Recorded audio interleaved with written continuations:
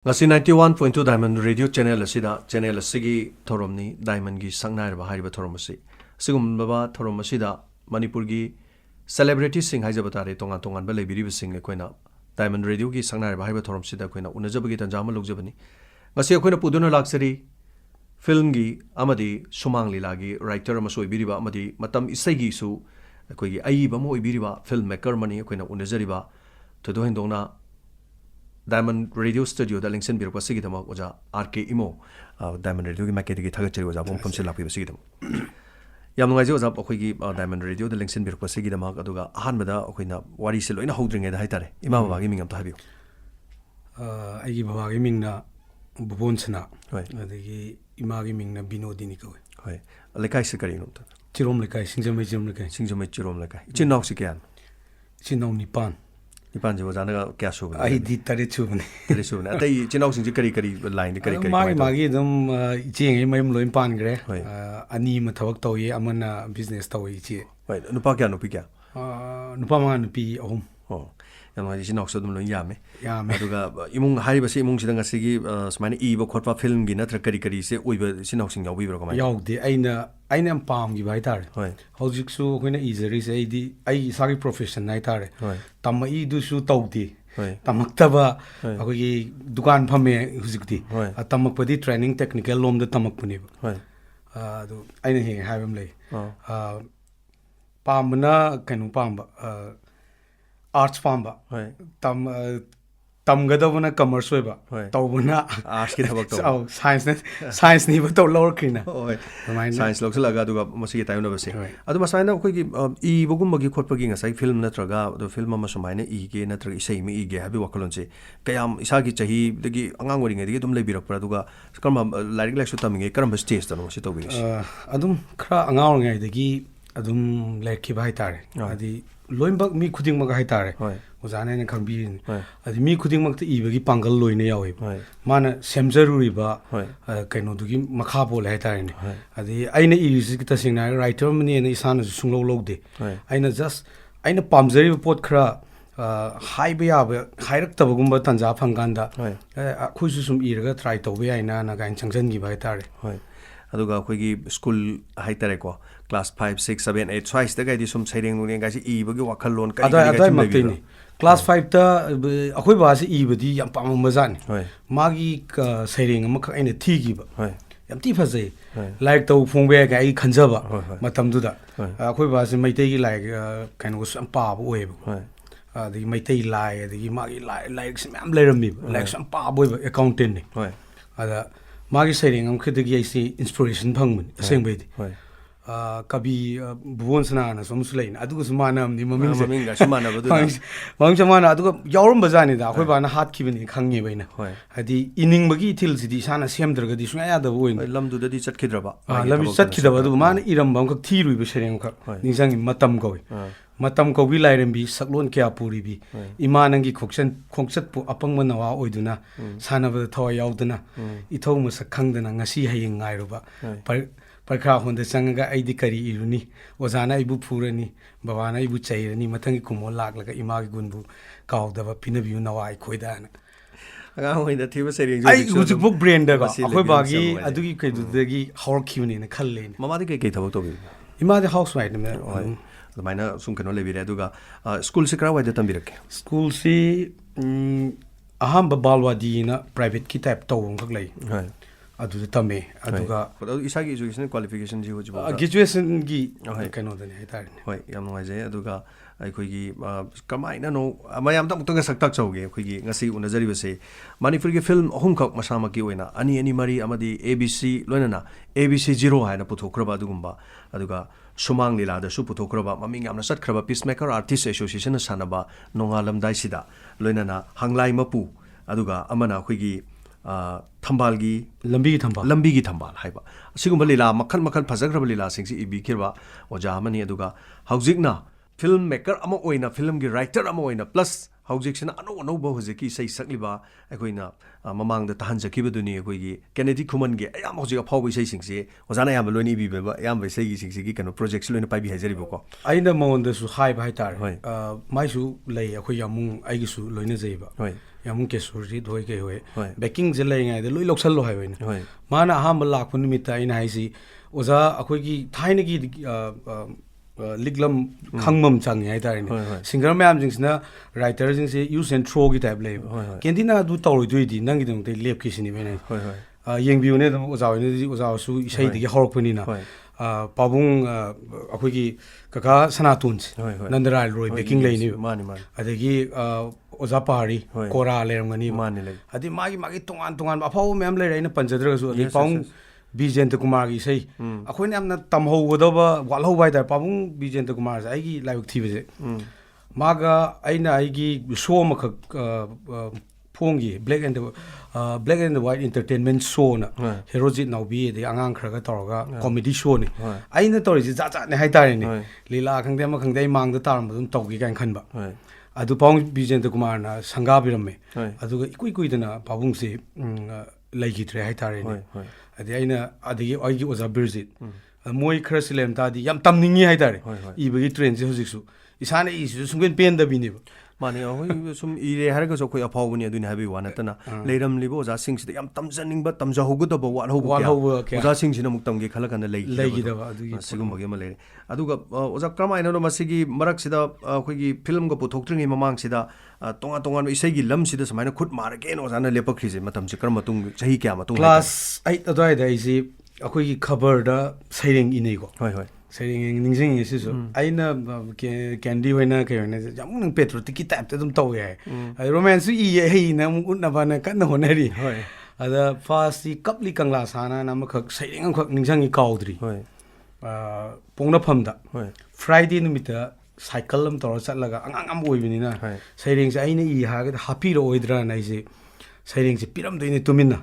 ꯑꯗꯣ ꯈꯕꯔꯗꯒ ꯌꯥꯎꯔꯛꯄ ꯅꯨꯃꯤꯠꯁꯤꯗ ꯅꯨꯡꯉꯥꯏꯖꯗꯣꯏꯅꯦ ꯄꯥꯗꯣꯏꯅꯦ ꯃꯤꯉꯣꯟꯗ ꯄꯥꯍꯟꯗꯣꯏꯅꯦ ꯑꯩꯅ ꯏꯕ ꯌꯥꯎꯔꯛꯑꯦ ꯀꯥꯏꯅꯀꯣ ꯌꯥꯝ ꯁꯥꯊꯤꯅ ꯍꯔꯥꯎꯔꯒ ꯑꯗꯨꯃꯥꯏꯅ ꯁꯩꯔꯦꯡꯁꯦ ꯐꯅꯌꯥꯝ ꯏꯔꯦ ꯑꯗ ꯑꯩꯁꯦ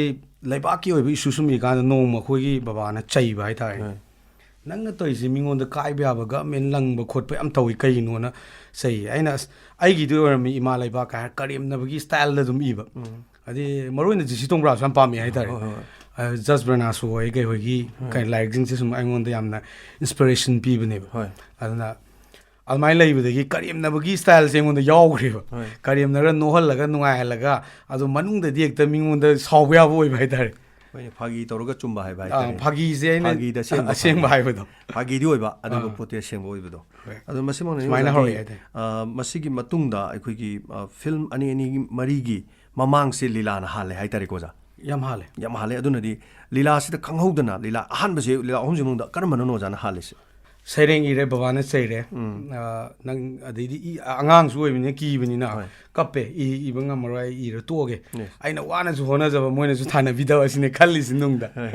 ꯑꯗꯒꯤ ꯑꯩꯁꯦ ꯑꯗꯨꯃꯥꯏꯅ ꯇꯧꯕꯗꯩ ꯅꯨꯡꯉꯥꯏꯇꯅ ꯑꯩꯁꯦ ꯏꯁꯩ ꯏꯔꯒꯦ ꯑꯃꯗꯤ ꯏꯗꯕ ꯌꯥꯗꯦ ꯀꯥꯏꯅ ꯈꯟꯕꯒꯤ ꯀꯩꯅꯣꯝꯃ ꯐꯥꯎꯈ꯭ꯔꯦꯕ ꯏꯁꯩꯁꯦ ꯏꯌꯦ ꯑꯗ ꯏꯁꯩꯁꯤꯗ ꯏꯃꯥꯟꯅꯕ ꯑꯃꯅ ꯑꯩꯉꯣꯟꯗ ꯍꯥꯟꯅ ꯏꯁꯩ ꯏꯌꯦ ꯑꯩꯅ ꯑꯗꯨꯕꯨꯅ ꯏꯁꯩꯁꯤꯗ ꯑꯃ ꯍꯥꯞꯄꯤꯕ ꯀꯟꯖꯪꯁꯟ ꯑꯃ ꯍꯥꯏꯇꯥꯔꯦꯅꯦ ꯑꯗꯨꯕꯨ ꯍꯥꯏꯕꯁꯤ ꯃꯇꯝꯗ ꯌꯥꯝ ꯆꯨꯝꯅ ꯏꯅꯤꯡꯉꯥꯏꯒꯤ ꯇ꯭ꯔꯦꯟꯅꯤ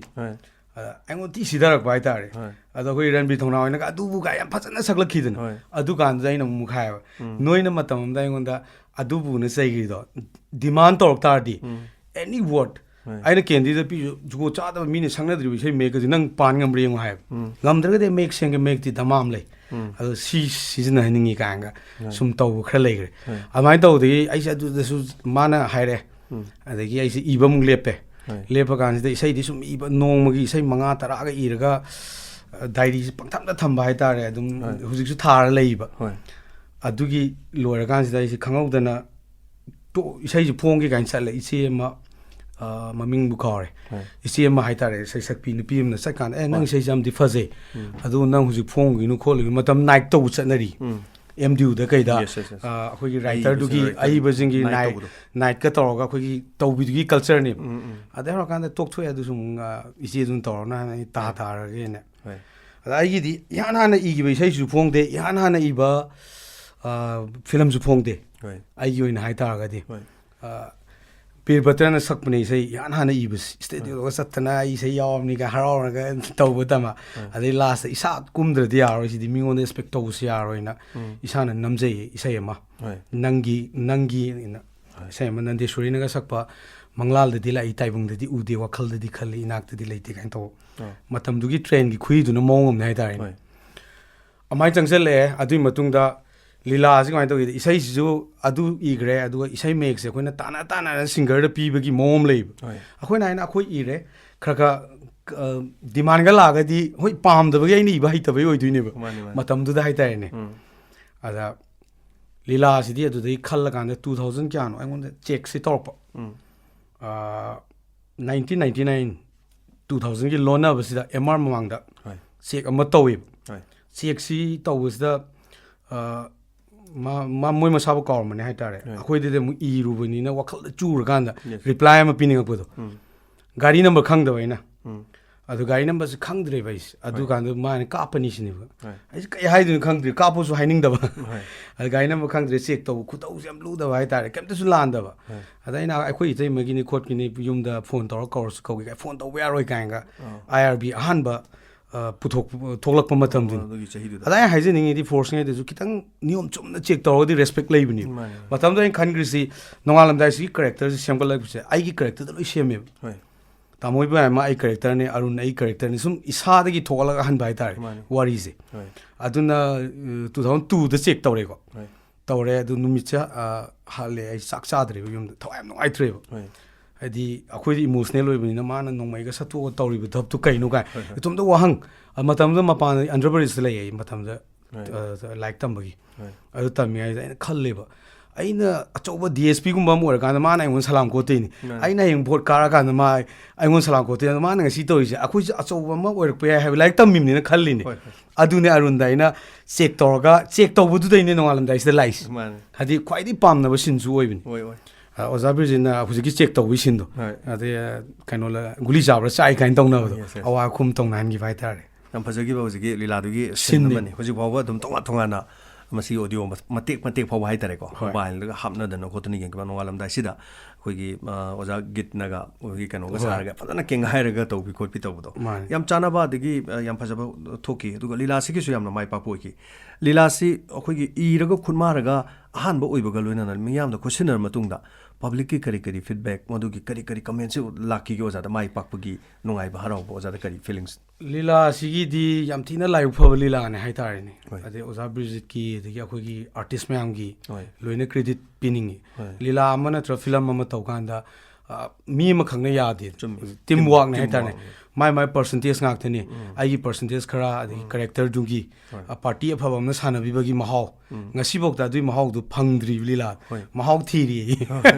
ꯍꯥꯏꯗꯤ ꯇꯨꯡ ꯀꯣꯏꯅ ꯅꯣꯡꯃꯗꯤ ꯂꯥꯛꯀꯅꯤ ꯀꯥꯏꯅ ꯈꯜꯂꯒ ꯅꯣꯡꯉꯥꯜꯂꯝꯗꯥꯏꯁꯤꯒꯤ ꯄꯣꯠꯁꯤꯗꯤ ꯀꯃꯥꯏꯅ ꯇꯧꯒꯦꯗ ꯊꯃꯣꯏ ꯌꯥꯝ ꯁꯦꯡꯅ ꯏꯈꯤꯕ ꯃꯇꯝꯗꯨꯗ ꯑꯃꯛꯄ ꯑꯝꯇ ꯌꯥꯎꯗꯕ ꯑꯋꯥꯕ ꯃꯌꯥम ꯂꯩꯔꯒꯁꯨ ꯌꯥꯝ ꯁꯦꯡꯅ ꯏꯈꯤꯕ ꯑꯣꯏꯈꯤꯕ ꯍꯥꯏꯇꯥꯔꯦ ꯍꯥꯏꯗꯤ ꯑꯩꯗꯤ ꯆꯍꯤ ꯍꯩꯇ꯭ꯔꯦ ꯂꯤꯂꯥꯁꯤ ꯏꯕꯗꯤ ꯍꯧꯔꯒ ꯏꯕ ꯍꯩꯇ꯭ꯔꯦꯕ 2004 ꯑꯗꯨꯋꯥꯏꯗ 2ꯗ ꯆꯦꯛ ꯇꯧꯈ꯭ꯔꯦ ꯑꯗꯒꯤ ꯋꯥꯈꯜꯗ ꯂꯤꯂꯥ ꯏꯒꯦꯅ ꯈꯟꯈ꯭ꯔꯤꯁꯤꯅ 2003 ꯁꯤꯗ ꯈꯜꯂꯦꯕ ꯑꯗꯩ ꯂꯤꯂꯥꯁꯤ ꯏꯔꯦ ꯍꯩꯇ꯭ꯔꯦꯕ ꯍꯩꯇ꯭ꯔꯒ ꯗꯦꯜꯂꯤꯗ ꯑꯃꯨꯛ ꯂꯩꯔꯨꯔꯦ ꯁꯤ ꯃꯇꯝ ꯈꯔ ꯗꯦꯜꯂꯤ ꯂꯩꯉꯥꯏꯁꯤꯗ ꯑꯃꯨꯛ ꯁꯤꯟ ꯈꯔꯒ ꯑꯃꯨꯛ ꯈꯣꯠꯇꯅ ꯇꯧꯋꯦ ꯗ꯭ꯌꯨꯒ ꯌꯥꯝ ꯄꯜꯂꯤꯗो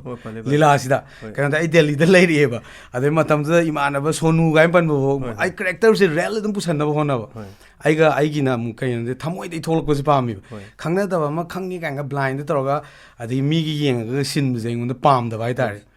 ꯑꯩꯅ ꯍꯩꯖꯔꯤꯕ ꯈꯔꯗ ꯑꯁꯣꯏꯕ ꯌꯥꯎꯔꯒꯁꯨ ꯑꯗꯨꯃꯥꯏꯅ ꯄꯨꯊꯣꯛꯅꯤꯡꯈꯤꯕ ꯑꯣꯏ ꯂꯤꯂꯥꯁꯤꯒꯤ ꯂꯥꯁꯀꯤ ꯁꯦꯀꯦꯟ ꯁꯝꯗ ꯑꯩꯈꯣꯏꯒꯤ ꯑꯣꯖꯥ ꯏꯕꯥꯏ ꯃꯈꯨꯃꯟꯁꯦ ꯚꯣꯠ ꯀꯥꯔꯀꯥꯟꯗ ꯂꯩꯍꯟꯈꯤꯗꯕ ꯍꯥꯠꯇꯣꯛꯈꯤꯕꯁꯦ ꯃꯁꯤꯗ ꯑꯌꯦꯡꯕꯁꯤꯡꯒꯤ ꯊꯃꯣꯏꯗꯗꯤ ꯈꯤꯇꯪ ꯂꯩꯗꯅꯀꯣ ꯁꯨꯝ ꯁꯣꯟꯅꯍꯧꯕꯕꯨꯗꯤ ꯂꯤꯂꯥꯗꯨꯅ ꯃꯗꯨꯅ ꯊꯦꯜꯂꯦ ꯍꯥꯏꯕꯕꯨꯗꯤ ꯅꯠꯇꯕ ꯌꯦꯡꯈꯤꯕꯁꯦ ꯅꯨꯡꯉꯥꯏꯈꯠꯂꯀꯥꯟꯗ ꯃꯌꯥꯝꯅ ꯃꯗꯨꯒꯤ ꯑꯁꯅ ꯆꯥꯒ ꯂꯣꯏꯁꯤꯟꯈꯤꯕꯁꯦ ꯃꯁꯤꯒꯤ ꯍꯦꯛ ꯑꯏꯕꯒꯤ ꯋꯥꯈꯟꯗ ꯂꯩꯕꯤꯈꯤꯕ꯭ꯔꯥ ꯃꯁꯤ ꯗꯤꯔꯦꯛꯇꯔꯅꯒ ꯆꯦꯟꯖ ꯇꯧꯈꯤꯕ꯭ꯔꯥ ꯑꯩꯅꯅꯦ ꯑꯩꯒꯤ ꯋꯥꯈꯜꯅꯦ ꯍꯥꯏꯗꯤ ꯃꯥ ꯁꯤꯕꯁꯤ ꯁꯤꯗꯕ ꯌꯥꯗꯕ ꯀꯦꯔꯦꯛꯇꯔꯗꯨꯅ ꯃꯇꯝꯗꯨꯗꯗꯤ ꯍꯧꯖꯤꯛꯇꯤ ꯌꯥꯝ ꯐꯔꯦ ꯃꯇꯝꯗꯨꯗ ꯀꯃꯥꯏꯅ ꯇꯧꯒꯦꯗ ꯌꯥꯝ ꯊꯤꯅ ꯀꯤꯕ ꯑꯃꯒ ꯂꯣꯏꯅꯅ ꯍꯤꯡꯉꯦꯕ ꯅꯣꯡꯉꯥꯜꯂꯝꯗꯥꯏꯁꯤꯗ ꯏꯔꯛꯏꯁꯦ ꯑꯩꯅ ꯀꯩꯒꯤꯅꯣ ꯍꯥꯏꯇꯥꯔꯗꯤ ꯑꯩꯁꯦ ꯁꯤꯕꯥꯏ ꯂꯩꯔꯝꯀꯥꯟꯗ ꯂꯤꯂꯥꯁꯦ ꯁꯥꯟꯅꯔꯀꯥꯟꯗ ꯁꯤꯕꯥꯏ ꯂꯩꯔꯝꯀꯥꯟꯗ ꯑꯩ ꯀꯤ ꯂꯣꯠꯂꯦꯕ ꯔꯥꯏꯇꯔ ꯌꯥꯎꯕ꯭ꯔꯥ ꯀꯥꯏ ꯍꯪꯉꯛꯑꯗꯤ ꯀꯥꯏ ꯀꯤꯖꯕ ꯍꯥꯏꯇꯥꯔꯦ ꯁꯤꯕꯥꯏꯅꯁꯨ ꯌꯥꯝ ꯌꯦꯡꯉꯦꯕ ꯑꯗꯨ ꯁꯤꯕꯥꯏꯉꯩꯅ ꯍꯦꯟꯅ ꯀꯣꯟꯅ ꯑꯦꯄ꯭ꯔꯤꯁꯤꯌꯦꯠ ꯇꯧꯕꯤꯀꯣ ꯍꯥꯏꯗꯤ ꯁꯣꯏꯍꯟꯗꯕꯅꯤ ꯃꯣꯏꯁꯨ ꯄꯨꯂꯤꯁꯉꯩꯗ ꯄ꯭ꯔꯣꯕ꯭ꯂꯦꯝ ꯂꯩꯔꯤꯁꯦ ꯃꯣꯏꯁꯦ ꯀꯔꯞꯁꯟ ꯇꯧꯔꯒ ꯊꯕꯛ ꯍꯥꯞꯀꯅꯨ ꯍꯥꯏꯅꯦꯕ ꯑꯩꯒꯤꯗꯤ ꯄꯣꯖꯤꯇꯤꯕ ꯊꯣꯠꯁ ꯂꯣꯝꯗ ꯄꯨꯔꯛꯄ ꯄꯥꯝꯃꯤꯅꯦꯕ ꯍꯥꯏꯗꯤ ꯄꯩꯁꯥ ꯂꯧꯕꯤ ꯇꯥꯔꯗꯤ ꯃꯤꯗꯤ ꯑꯣꯇꯣꯃꯦꯇꯤꯀꯦꯂꯤ ꯑꯩꯈꯣꯏ ꯂꯝꯕꯤꯗ ꯀꯩꯗ ꯁꯦꯐꯇꯤ ꯑꯣꯏꯔꯛꯇ꯭ꯔꯤꯅꯦꯕ ꯌꯥꯝ ꯆꯨꯝꯃꯦ ꯑꯗꯨ ꯂꯤꯂꯥꯗꯨꯗ ꯑꯩꯈꯣꯏꯒꯤ ꯃꯤ ꯌꯥꯝꯅ ꯍꯥꯠꯄ ꯑꯩꯈꯣꯏ ꯀꯃꯥꯟꯗꯣ ꯑꯃ ꯍꯥꯏꯇꯥꯔꯦ ꯇꯨꯝꯐꯝ ꯆꯥꯐꯝ ꯈꯪꯗ꯭ꯔꯦ ꯑꯩꯁꯦ ꯑꯃ ꯃꯊꯦꯡꯗ ꯇꯝꯅꯔꯦ ꯀꯥꯏꯅ ꯍꯥꯏꯕ ꯑꯩꯈꯣꯏꯒꯤ ꯔꯤꯌꯦꯂꯥꯏꯁ ꯍꯥꯏꯇꯥꯔꯦꯀꯣ ꯐꯠꯇꯕ ꯁꯤꯒꯨꯝꯕ ꯊꯥꯡꯖꯜꯂꯨꯕꯁꯤꯡꯁꯤꯗ ꯁꯨꯃꯥꯏꯅ ꯇꯧꯕ ꯑꯣꯏꯔꯦꯒ ꯍꯥꯏꯕꯒꯤ ꯃꯦꯁꯦꯖ ꯑꯃꯁꯨ ꯌꯥꯝ ꯐꯖꯅ ꯄꯤ ꯃꯥꯏ ꯅꯨꯄꯤ ꯀꯥꯞꯊꯣꯛꯇꯧꯔꯦ ꯀꯥꯏ ꯇꯧꯔꯦ ꯀꯥꯏꯅ ꯇꯧꯕ ꯌꯥꯝ ꯐꯖꯕ ꯃꯗꯨꯒꯤ ꯇꯥꯡꯀꯛ ꯑꯃꯁꯨ ꯌꯥꯎꯏ ꯍꯥꯏꯖ ꯇꯥꯔꯦ ꯁꯤꯒꯤ ꯃꯇꯨꯡ ꯃꯥꯏ ꯄꯥꯛꯈ꯭ꯔ ꯃꯇꯨꯡꯗ ꯍꯪꯂꯥꯏ ꯃꯄꯨ ꯑꯗꯨꯒ ꯏꯔꯛꯈꯤꯕ ꯂꯤꯂꯥꯁꯤꯡ ꯑꯇꯩꯁꯦ ꯗꯣꯜ ꯀꯅꯥ ꯀꯅꯥꯅ ꯁꯥꯟꯅꯕꯤꯅꯕ ꯁꯤꯅ ꯄꯤꯁꯃꯦꯀꯔꯅꯤ ꯍꯪꯂꯥꯏꯒꯤ ꯃꯄꯨꯗꯤ ꯀꯅꯥꯅꯣ ꯁꯤ ꯗꯤꯗꯤꯀꯦꯠ ꯋꯣꯜꯅꯅꯤ ꯁꯤꯒꯤ ꯁ꯭ꯋꯥꯏꯗꯩꯗꯤ ꯑꯗꯨꯝ ꯂꯥꯏꯕꯛ ꯊꯤꯕ ꯍꯧꯔꯦ ꯍꯥꯏꯗꯤ ꯄꯤꯁꯃꯦꯀꯔꯒꯤꯁꯨ ꯑꯩꯅ ꯂꯤꯂꯥ ꯑꯃ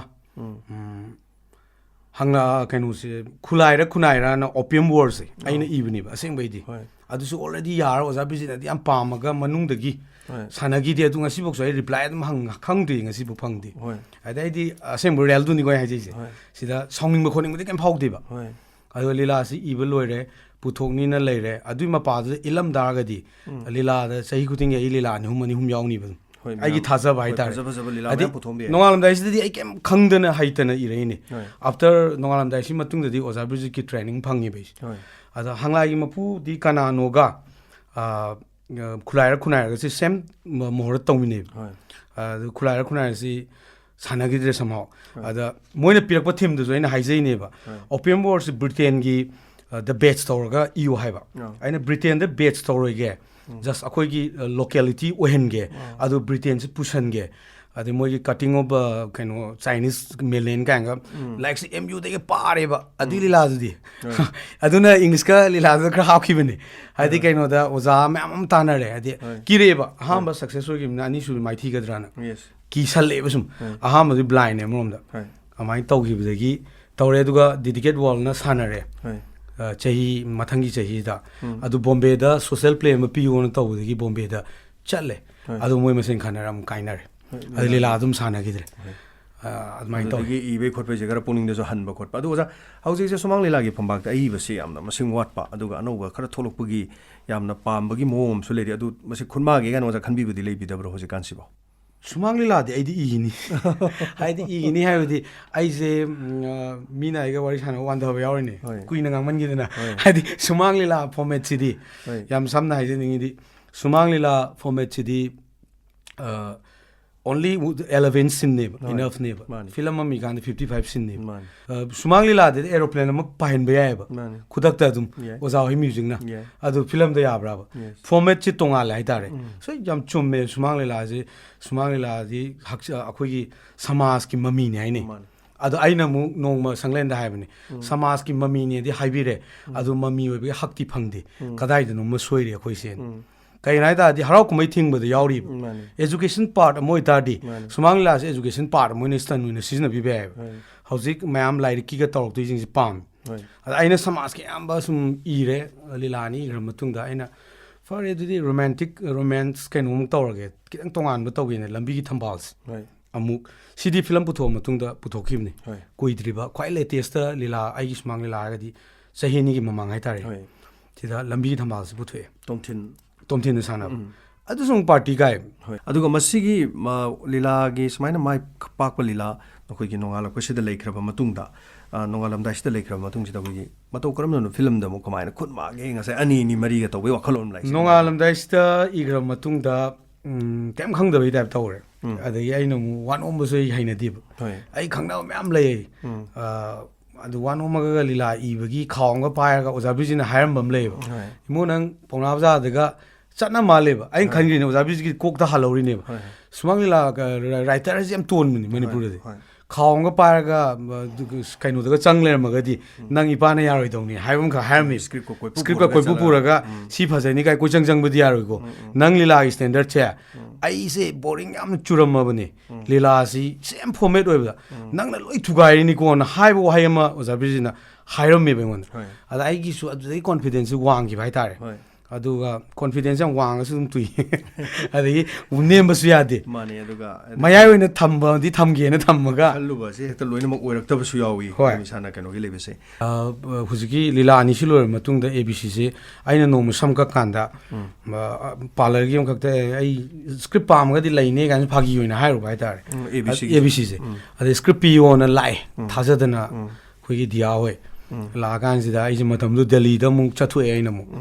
ꯗꯦꯜꯂꯤ ꯆꯠꯀꯥꯟꯗ ꯐꯣꯟꯒ ꯇꯧꯔꯛꯑꯦ ꯑꯗꯩ ꯁ꯭ꯀ꯭ꯔꯤꯞ ꯄꯤꯌꯣꯅ ꯇꯥꯟꯅꯈꯠꯂꯛꯑꯦ ꯑꯗꯩ ꯐꯔꯦ ꯑꯩꯅ ꯄꯤꯔꯒꯦꯅ ꯇꯧꯔ ꯃꯣꯏꯗ ꯄꯤꯕꯅꯤ ꯄꯤꯔꯀꯥꯟꯁꯤꯗ ꯄ꯭ꯔꯣꯗ꯭ꯌꯨꯁꯔ ꯑꯃ ꯃꯃꯤꯡꯗꯤ ꯄꯜꯂꯔꯣꯏꯒꯦ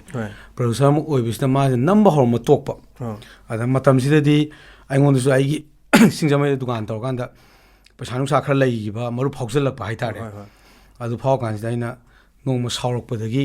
ꯑꯩ ꯅꯝꯃꯒꯦꯅ ꯂꯧꯊꯣꯛꯄꯅꯤ ꯁꯝꯖꯜꯂꯒ ꯍꯥꯏꯕꯗ ꯇꯧꯕꯗꯩ ꯑꯩꯅ ꯄꯨꯊꯣꯛꯆꯔꯦ ꯑꯗꯨꯒ ꯄꯨꯊꯣꯔꯛꯄꯅꯦ ABCꯁꯦ ABCꯁꯦ ꯑꯗꯣ ꯃꯁꯤꯒꯤ ꯃꯊꯪ ABCꯒꯤ ꯃꯊꯪꯅꯦꯕ ꯑꯅꯤꯅꯤ ꯃꯔꯤ ꯑꯅꯤꯅꯤ ꯃꯔꯤ ꯁꯨꯝ ꯂꯥꯛꯄꯅꯦꯕ ꯑꯅꯤꯅꯤ ꯃꯔꯤꯒꯤ ꯋꯥꯈꯜꯂꯣꯟꯁꯤꯗꯤ ꯉꯁꯥꯏ ꯑꯃꯗꯨ ꯄꯨꯊꯣꯛꯄꯗꯨꯗ ꯃꯁꯤꯃꯗꯤ ꯑꯩ ꯃꯥꯏ ꯄꯥꯛꯑꯦ ꯑꯣꯔ ꯃꯁꯤ ꯑꯃꯒ ꯈꯨꯟꯃꯥꯟꯅꯒꯦ ꯍꯥꯏꯕꯒꯤ ꯋꯥꯈꯜꯂꯣꯟꯗꯔ ꯀꯃꯥꯏꯅꯅꯣ ꯃꯁꯤꯒꯤ ꯑꯩꯒꯤ ꯁ꯭ꯀ꯭ꯔꯤꯞꯇꯨꯒꯤ ꯃꯇꯨꯡ ꯏꯟꯅ ꯑꯩ ꯀꯅꯥꯅꯣ ꯈꯪꯗꯣꯏꯅꯤ ꯀꯦꯟꯗꯤ ꯑꯣꯏꯅ ꯏꯁꯩ ꯏꯕꯤꯌꯣ ꯂꯥꯛꯀꯥꯟꯗ ꯑꯩꯒꯤ ꯋꯥꯔꯤ ꯍꯥꯟꯅ ꯌꯦꯡꯉꯕ ꯃꯥꯁꯨ ꯅꯣꯡꯉꯥꯜꯂꯝꯗꯥꯏꯁꯤꯗ ꯌꯥꯝ ꯊꯤ ꯉꯥꯎꯕꯁꯤꯡ ꯅꯍꯥꯁꯤꯡꯁꯦ ꯂꯣꯏ ꯉꯥꯎꯔꯝꯕ ꯀꯦꯟꯗꯤꯅ ꯇ꯭ꯔꯁ ꯂꯩꯈꯤꯕꯁꯨ ꯅꯣꯡꯉꯥꯜꯂꯝꯗꯥꯏꯁꯤꯗ ꯏꯕꯅꯦꯁꯦ ꯃꯥꯅ ꯈꯜꯂꯦ ꯍꯅꯨꯕ ꯃꯥꯜꯂꯦ ꯀꯥꯏꯅ ꯁꯨꯝ ꯅꯣꯡ ꯋꯥꯔꯤ ꯁꯥꯟꯅꯈꯤꯕꯅꯤꯀꯣ ꯑꯗꯨꯃꯥꯏꯅ ꯂꯩꯔꯦ ꯑꯗꯨꯒ ꯍꯧꯖꯤꯛꯀꯤ ꯑꯅꯤ ꯃꯔꯤꯁꯤꯗꯤ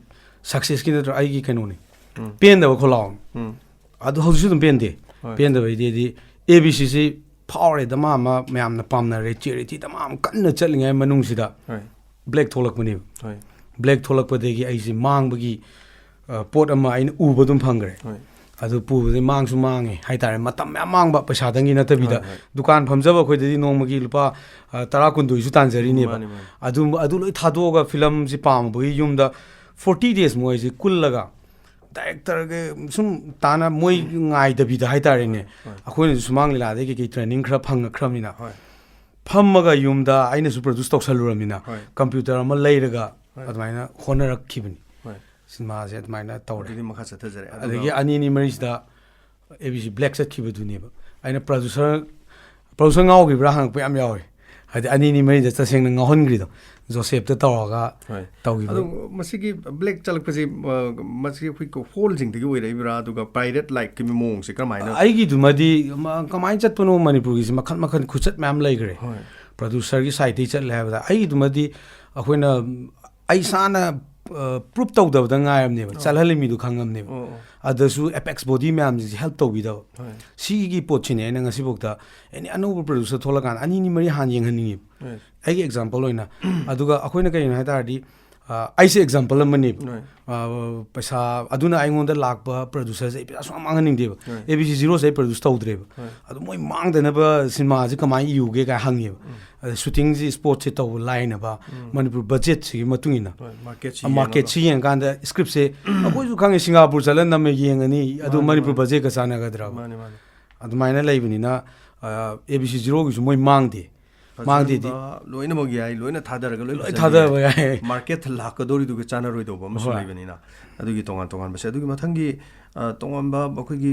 ꯃꯈꯥꯗ ꯃꯁꯤꯒꯤ ꯆꯠꯊꯖꯒꯦ ꯀꯥꯏꯅ ꯈꯟꯕꯒꯤ ꯄꯨꯛꯅꯤꯡꯗ ꯍꯧꯖꯤꯛꯁꯦ ABC ꯖꯤꯔꯣꯒꯤ ꯃꯊꯪ ꯂꯩꯕꯤꯔꯤꯕ꯭ꯔꯥ ꯀꯔꯤ ꯁꯨꯃꯥꯏꯅ ꯄ꯭ꯔꯣꯖꯦꯛ ꯁꯥꯒꯠꯄ ꯂꯩꯕꯤꯔꯤꯕ꯭ꯔꯥ ꯐꯤꯂꯝꯁꯦ ꯍꯧꯖꯤꯛꯁꯦ ꯑꯩꯈꯣꯏꯅ ꯉꯁꯥꯏ ꯑꯍꯥꯟꯕ ꯑꯣꯖꯥꯅ ꯍꯪꯕꯤꯈꯤꯕ ꯅꯣꯡꯉꯥꯜꯂꯝꯗꯥꯏꯁꯤꯗ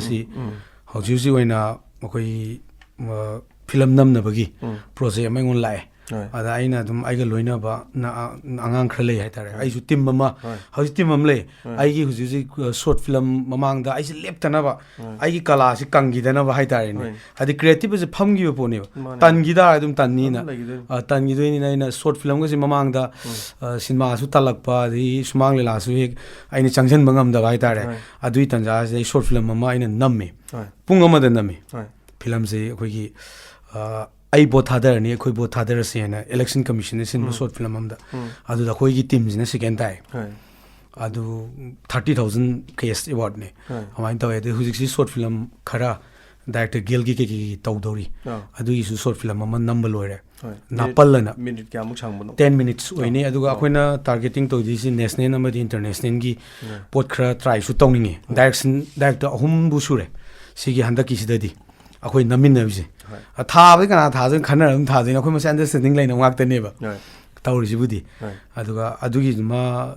ꯍꯦꯔꯣ ꯁꯪꯗꯗꯅ ꯑꯩꯒꯤ ꯇꯤꯝꯗꯒꯤ ꯑꯉꯥꯡ ꯑꯃ ꯂꯧꯈꯠꯂꯛꯏꯅꯦꯕ ꯃꯁꯥꯅꯒ ꯌꯥꯄꯣꯟꯇꯦ ꯅꯪ ꯑꯩꯅ ꯍꯥꯏꯔꯒ ꯌꯥꯗ ꯇꯥꯔꯗꯤ ꯅꯪ ꯁꯤꯅꯤ ꯀꯥꯏꯅ ꯍꯥꯏꯔꯒ ꯑꯉꯥꯡꯁꯤ ꯀꯦꯜꯂꯒ ꯀꯅꯥꯝ ꯅꯠꯇꯦꯗ ꯑꯉꯥꯡꯁꯤ ꯃꯃꯤꯡ ꯄꯟꯊꯣꯛꯑꯒꯦ ꯃꯥ ꯃꯁꯥꯅ ꯁꯨꯡꯌꯥ ꯌꯥꯗꯕ ꯑꯩꯅ ꯅꯝꯐꯨꯗ ꯄꯕ꯭ꯂꯤꯛꯅ ꯅꯨꯡꯁꯤꯔꯣꯏꯁꯤꯅꯤ ꯃꯥ ꯍꯥꯏꯁꯦ ꯑꯩꯅ ꯄꯕ꯭ꯂꯤꯛꯅ ꯊꯤ ꯅꯨꯡꯁꯤ ꯅꯪ ꯁꯤ ꯔꯣꯜꯁꯦ ꯍꯥꯏꯕꯀꯣ ꯑꯗ ꯃꯥꯅ ꯍꯥꯏ ꯅꯨꯡꯁꯤꯗꯗꯤ ꯑꯃꯨꯛꯅ ꯍꯥꯠꯅꯤ ꯍꯥꯏꯌꯦꯕꯀꯣ ꯃꯥꯗꯤ ꯀꯦꯅꯦꯗꯤꯅꯤꯗ ꯃꯥ ꯅꯪ ꯑꯦꯜꯕꯝ ꯌꯥꯎꯔꯤꯗꯣ ꯅꯪ ꯁꯤꯃꯥ ꯌꯥꯎꯕ ꯆꯞ ꯃꯥꯟꯅꯩꯁꯤꯅꯦꯕ ꯑꯩꯅ ꯍꯥꯏꯁꯦ ꯑꯗ ꯀꯦꯟꯗꯤꯁꯦ ꯑꯩꯅ ꯑꯗ ꯑꯩꯈꯣꯏ ꯖꯣꯟꯁꯨ ꯂꯩ ꯑꯗ ꯖꯣꯟꯅ ꯈꯔ ꯁꯤꯡꯒꯔ ꯍꯥꯏꯇꯥꯔꯦꯅꯦ ꯖꯣꯟꯒ ꯀꯦꯟꯗꯤꯒꯁꯦ ꯑꯩꯒ ꯌꯥꯝ ꯂꯣꯏꯅꯩ ꯍꯧꯖꯤꯛꯁꯦ ꯑꯗꯩ ꯑꯉꯥꯡ ꯑꯅꯧꯕ ꯈꯔꯒꯤꯒ ꯏꯕꯤꯕ ꯏꯁꯩ ꯁꯨꯝ ꯏꯕꯤꯕꯗꯒꯤ ꯃꯕꯥꯅꯤꯅꯁꯨ ꯑꯩꯒꯤ ꯀꯩꯅꯣꯁꯦ ꯌꯥꯝꯅ ꯂꯥꯏꯐꯇ ꯑꯅꯧꯕ ꯏꯅꯣꯠ ꯑꯃ ꯍꯥꯞꯄ ꯑꯗꯨꯃꯥꯏꯅ ꯇꯧꯕ ꯍꯥꯏꯗꯤ ꯋꯥꯔꯤ ꯃꯆꯥ ꯑꯃ ꯏꯕꯒ ꯆꯞ ꯃꯥꯟꯅꯕ ꯑꯩꯉꯣꯟꯗꯗꯤ ꯏꯁꯩ ꯑꯃ ꯏꯕꯁꯦ ꯑꯗꯨꯃꯥꯏꯅ ꯂꯩꯔꯤ ꯍꯧꯖꯤꯛꯁꯦ ꯃꯁꯤꯒꯤ ꯃꯈꯥ ꯇꯥꯖꯔꯛꯄꯗ ꯑꯩꯈꯣꯏꯅ ꯈꯪꯖꯅꯤꯡꯕꯁꯦ ꯐꯤल्म ꯑꯃ ꯆꯠꯅꯔꯤꯕ ꯑꯩꯈꯣꯏꯒꯤ ꯐꯤल्मꯒꯤ ꯄ꯭ꯂꯦꯠꯐꯣर्म ꯑꯃ ꯍꯥꯏꯇꯥꯔꯦ ꯑꯩꯈꯣꯏꯒꯤ ꯃꯄꯥꯟ ꯂꯝꯗ ꯌꯨꯔꯣꯞꯇ ꯑꯦꯁꯤꯌꯥꯒꯤ ꯃꯐꯝ ꯈꯔꯗ ꯑꯗꯩ ꯕꯣꯂꯤꯋꯨꯗꯀꯤ ꯍꯣꯂꯤꯋꯨꯗꯀꯤ ꯇꯧꯔꯤꯕ ꯃꯌꯥꯝꯁꯤꯒ ꯑꯩꯈꯣꯏ ꯃꯅꯤꯄꯨꯔꯒꯤ ꯂꯩꯕꯁꯤ ꯃꯥꯔꯀꯦꯠ ꯄꯤꯛꯄꯅꯤꯅ ꯂꯣꯏꯅ ꯃꯥꯔꯀꯦꯠ ꯄꯤꯛꯏ ꯍꯥꯏꯔꯒ ꯃꯥꯒꯤ ꯇꯧꯐꯝ ꯊꯣꯛꯄ ꯈꯔꯗꯤ ꯍꯥꯏꯇꯥꯔꯦꯀꯣ ꯃꯁꯤꯗ ꯁꯝꯅ ꯍꯥꯏꯔꯕꯗ आर्ट डायरेक्टर गायना हाइबा अदगी तोंगान तोंगान स्क्रीन प्ले हाइबगुम्बा डायलॉग काना हाइबगुम्बा मसी डायलॉग सी स्क्रिप्ट तुदुगी मनुंगदा नंगना गांगदबसि सिनी नंगना गांगदबसि सिनी गाना आर्टिस्ट हाना पिथोकपगुम्बा नत्र स्टोरी सी पारगा ताहनबगुम्बा मसी तौबाना अयाम्बा ओइबिब्रा नत्र ओजाना तौगिबा फिल्म सिंगदा ओजाना खंबिबदा ओजाना तौगिदा बोरगसु अदुगा अखोय आर्टिस्ट सिंग खुद खुदक दुम कौरगा एक्टिंग अदुदा लो नापोम दुदा लो अखोय फिल्म शॉट अम लेरे डायलॉग तो हरेन अखोयना हायर लोरे गायना हाइबी अदो आर्ट डायरेक्टर गी मगुन मसी सीजन दबि मतंग करी मतंग लेयो जा सोय मतंग सिदा फिल्म मगी अखोयगी ग्रुप सिगी हाइतारे अखोय ग्रुप सिगी अखोई हाइट्री अमतिना नौरी अमरोम मयाम यूरोप का बॉलीवुड का कैसु चांगदमनबे यारो जस्ट हाइदी ट्रेनिंग चलु मी यावरी चत्तबे यावरी अखोई अखोगी प्रोडक्शन टीम हाइतारे सिदा लेरिबा मयाम जिंगसिदी लोइनबक लई सुना आर्ट डायरेक्टर है अखोई हीरोजित होई तोम होय मोय आर्ट तौजरकपनेबा आर्ट डायरेक्टर तौरिसे अखोई फिल्म अम का कांदा फ्रेम काय मनिंग द कई थमनी अदु तौनी रेस्पोंसिबिलिटी खग लौना बाइतारे अदा आइनसु आइना ओनली पामजबसी इबा हाइबा पोचगी पोची दंगने बाइना लामनिंगिबसे हौजी काव काव डायरेक्शन के पीजे इथंदा इकायबो यावरी खगदी फरे फिल्म अमनि तौरकपदगी इकायबो यावरी सोरक्तगा लावबा आइना हाइ तमनिना को अदा असेंबगीदी हुजिक लेरिबा फिल्म की ट्रेंड सिदा मीना अमना मणिपुर की अमना लोइसले हाइजी बजट से मेन दी बजट ने हदी मी म न्यू कांदा मी की वैल्यू दो पी दे आदमनिना बजट तो लेद्रगा दे अदुनी मा मांगम बखर खर सुम लोक्सनरकपने हाइतार आइगी फिल्म दा याम स्टोरी स्क्रीन प्ले डायलॉग वेब अदा डायलॉग से मीना हाना स्क्रीन प्ले दे यावगे मरी दौनबले यावदि डायलॉग ने तोंगाले काय दुम हाय बे थोकलपगा अदा स्क्रीन प्ले मनुंग डायलॉग से एग्जांपल होइना फिल्म वारी म इरे nga nupam sa amana natra nupim na natra anau bai tare ne ahal man nataba mai dialogue se por tar gadi dialogue writer ta na ga dong ni mai bu dialogue writer lai thi ba story bazing se loyal dialogue ne ba ada ai di dialogue ta ngau yam na adi hindi da ha su koi Qadar Khan ji dialogue writer ni na ma writer na ti only dialogue writer ne dialogue writer gi role di akhoi gi dialogue ama हाइरिबा dialogue लेरंबा dialogue हेना फजा खलंबा हनबनी हाइदी dialogue नसु important ओरगा मतम दुदा तौनरिबा हौजिक तौरिबा लोइबा राइटर अनि हुम सुइ डायलॉग राइटर अनि हुम सुइ लोइ सुइबा मिगिदी अदना अखोइसु हुजिकसि फरे फगलै याम एवरीथिंग अखोइना नावाय एबीसी नमगिबा दगी अनि नि मरी नमगिबा वीडियो दो हौजिकी थोगलैबा वीडियो येंग इकाय फावइबा अनि मतम दुदी इचम चमगागी हौजिदी ड्रोन गा सिनरामनिना को अदगी अखोई एरोप्लेन हेलीकॉप्टर यावदसु यारे ड्रोन दे कई दे खरा लौरा कांदा हेना फजब फिल्म की हारगदी होय अदि कैमरा की क्वालिटी कैमरा क्वालिटी मार्क 4 योखले 5 योखले अदि क्वालिटी सेंग भी हेंजलकपा अदि मागी विविध वांगजलकपा कलर की करेक्शन याम हेंजलकपा अखोइने एबीसी का बिजु केसेटनी अद मतम दु दिम हाइने अतोप फिल्म कांगुना नोइ हॉलीवुड बॉलीवुड फिल्म ने हाइदि कितंग मालहन तोंगान सेम पाम हाइतार अदि का गाड़ी के थवल लगा त मणिपुर फिल्म गी स्टाइल मालहनदवा अदि मणिपुरी दा स्टोरी जे आम फोकस इमुंग मनु अपील तौनिंगे बाबोक्ता कितंग तोंगान मतो येंबियो ना हाइनिंगे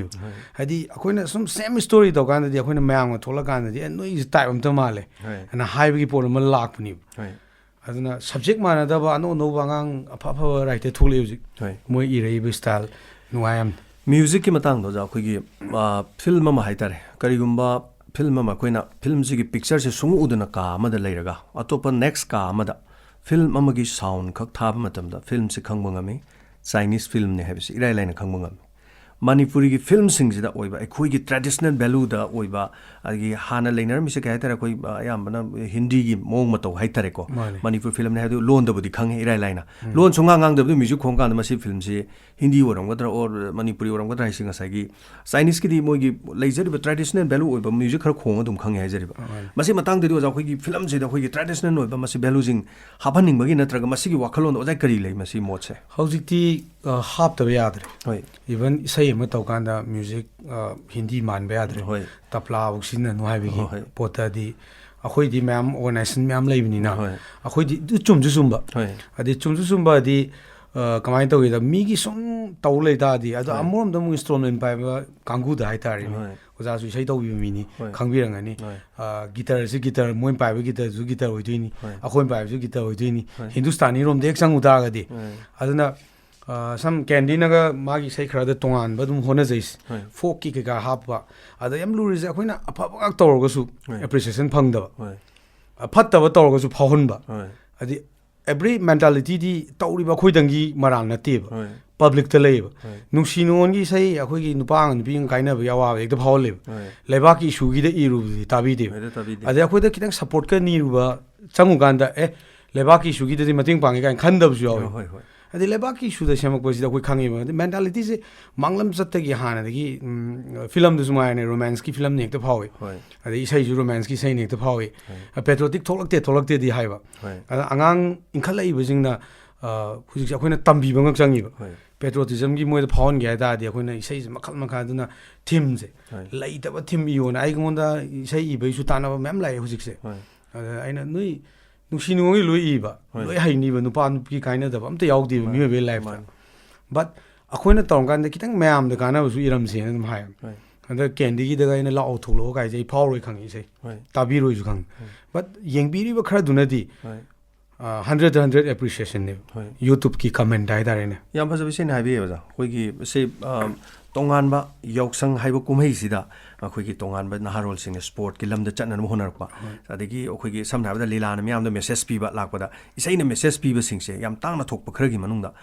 Heidi Bosiki was a Yoksing Husiki, Laotolo Habis to Yori Heptar. Massive Irabon Yaram de, Aduna Sigum, Masida, Quiggy, Sana Kona, but we put a number gig Habi Wakalon the Ibira Piter, and Nuxin Wongin at Tabita. A Quiggy Samna, Japan the film Mama Hitare, Quig Ariba, Yam historic Oiba Natraga. Palma Pugi Oiba, Makoy Oibang, Sigumba, Tangtag, Haitare, Samga Sanga over films in Toropada, Kara Ariba Matamgi Toropan in Toron Gaitare Quilonda. Sigumba theatre to with the cricket in Naraga blockbuster or Haitare, Moki, I'm so soccer Palibam.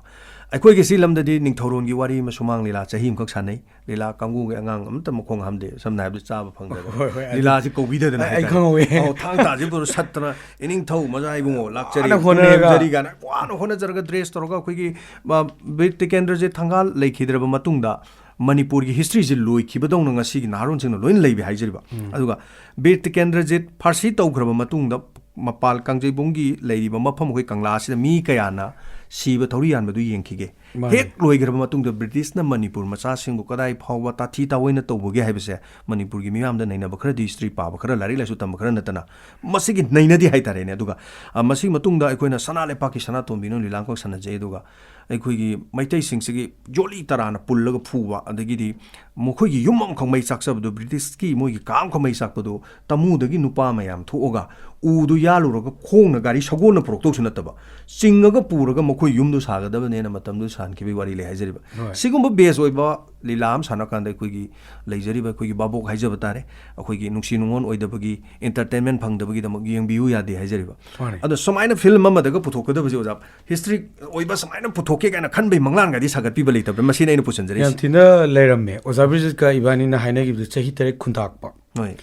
Was a visit saying ABC Disu. Actor Moina introduced to me. Yasuare, cover credits phone given. Was a visit Yarni, I have Yava. Can't I want them Taza Big River, Lunar Matunda. Howsick, I know lady with talks was a visit Lam Targadi. The saying the mana am on the Luna Tony, Adomana. I give check Palurga, let him go down. Kanga in a Kanga Mama, there was an attack ski style. At the Angon the Matam Colonel. I every film was original among Tahole, VIP of the next day. Mantri Mandola do that, Pashapong and Nikangi, Mantri Mandon Korgadi. I does I give regard, I give life to ꯑꯣꯖꯥ ꯕ꯭ꯔꯤꯖꯤꯠꯁꯤ ꯌꯥꯝꯅ valuable ꯑꯣꯏꯕ ꯑꯗꯒꯤ ꯃꯇꯨꯡꯗ ꯑꯗꯨꯝ ꯑꯣꯖꯥ ꯄꯥꯎꯡ ꯕꯪꯀꯥ ꯄꯥꯎꯡ ꯕꯪꯀꯥꯒꯤ ꯐꯤꯂꯝꯅꯦ ꯑꯃꯨꯛꯇꯪꯗꯤ ꯑꯩꯁꯦ release ꯇꯧꯗꯕꯁꯦ ꯑꯗ ꯃꯥ ꯅꯣꯡꯉꯥꯜꯂꯝꯗꯥꯏꯁꯤꯗ ꯌꯦꯡꯉꯨꯕꯗꯒꯤ ꯃꯥꯁꯤ ꯉꯥꯎꯈꯤꯕ ꯍꯥꯏꯇꯥꯔꯦ ꯑꯩꯒꯤ ꯔꯥꯏꯇꯤꯡ ꯁ꯭ꯇꯥꯏꯜꯁꯤꯗ ꯃꯥꯅ ꯑꯁ ꯅꯪꯅ ꯏꯗꯗꯤ ꯌꯥꯔꯣꯏ ꯀꯥꯏꯅ ꯇꯧꯔꯒ ꯄꯩꯁꯥꯒꯁꯨ ꯑꯗꯨꯝ ꯑꯦꯗꯚꯥꯟꯁꯀ ꯍꯥꯟꯅ ꯈꯨꯠꯇꯒ ꯊꯝꯃꯛꯑꯒ ꯏꯍꯟꯕꯅꯤ ꯁꯦꯡꯅ ꯍꯥꯏꯔꯒꯗꯤ ꯃꯇꯝꯗꯨꯗꯤ ꯈꯔ ꯍꯔꯥꯎꯕ ꯍꯧꯕ ꯇꯥꯏꯃꯤꯡꯅꯦ ꯑꯗꯨꯃꯥꯏꯅ ꯇꯧꯏ ꯑꯗꯒꯤ ꯍꯧꯖꯤꯛ ꯑꯣꯖꯥ ꯑꯃꯗꯤ ꯅꯥꯏꯗꯕ ꯌꯥꯗꯦ ꯃꯤꯑꯣꯏꯕꯒꯤ ꯃꯄꯣꯛꯇ ꯑꯩꯈꯣꯏꯅ ꯇꯧꯀꯥꯟꯗ ꯑꯩꯒꯤ ꯍꯧꯖꯤꯛ ꯑꯩꯒꯤ ꯑꯣꯖꯥ ꯑꯣꯏꯅ ꯊꯝꯃꯤꯁꯦ ꯑꯦꯝ ꯌꯨꯒꯤ ꯄ꯭ꯔꯣꯐꯦꯁꯔ ꯁꯔ ꯃꯤꯂꯟ ꯑꯅ ꯑꯃ ꯂꯩ